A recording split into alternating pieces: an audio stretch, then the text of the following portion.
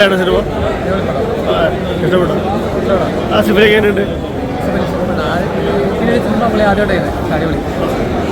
അതുപോലുള്ള നായകനാണ് ആസിഫ് അലിയും ചിന്തിക്കേണ്ടത്. അതുപോലുള്ള നായകനൊന്നും അല്ല. ഇത് നമ്മുടെ നാട്ടിൽ നടക്കുന്ന ഒരു സാധാരണ മനുഷ്യൻ അനുഭവിക്കുന്ന ബുദ്ധിമുട്ടാണ്.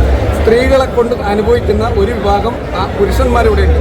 ഇത് ശരിക്കും പറഞ്ഞാൽ ഈ സിനിമ പുരുഷ സിനിമ തന്നെയാണ്. പക്ഷേ ഇത് സ്ത്രീകൾ കാണണമെന്നാണ് ഞാൻ പറയുന്നത്. സ്ത്രീകൾക്കെതിരല്ല. അതായത് തെറ്റിദ്ധാരണയുടെ പുറത്ത് നടക്കുന്ന കുറേയോ ഡൈവോഴ്സ് കേസുകളുണ്ട്. അതെന്തിൻ്റെ പുറത്താണ് നടക്കുന്നത്? അങ്ങോട്ടും ഇങ്ങോട്ടും പരസ്പരം വിട്ടുവീഴ്ചകൾ ചെയ്യാതെ ഉണ്ടാവുന്നതാണ്. നിയമമുണ്ട്, ഞങ്ങൾക്ക് നിയമത്തിൻ്റെ പിൻബലമുണ്ടെന്ന് പറയുന്ന കുറേ സ്ത്രീ സമൂഹമുണ്ട്. അവരിത് വന്ന് തീർച്ചയായിട്ടും സിനിമ ഒന്ന് കാണുക. ഈ സിനിമ കണ്ടിട്ട് ഇനിയെങ്കിലും നമ്മുടെ ജീവിതത്തിൽ ഒരു മാറ്റം വരണം എന്ന് അവർ ആഗ്രഹിക്കുക.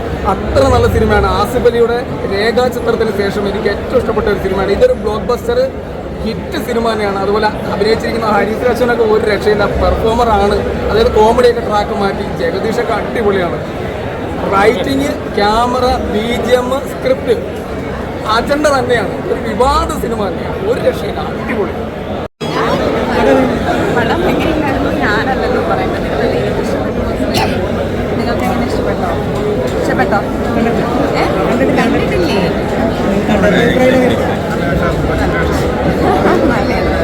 അപ്പോൾ നന്നായിട്ട് വന്നിട്ടുണ്ട്. ഫാമിലി എൻ്റർടൈനറാണ്.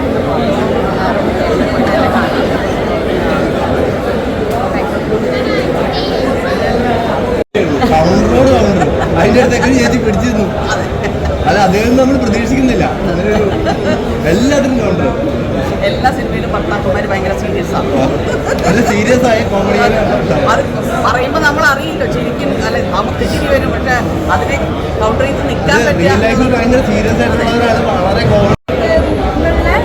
നമ്മളുടെ എന്താ പറയുക, നമ്മുടെ ഭാഗം ശരിക്കും കാണിച്ചുകൊണ്ട് ഒരുപാട് സിനിമകൾ വന്നിട്ടുണ്ട്.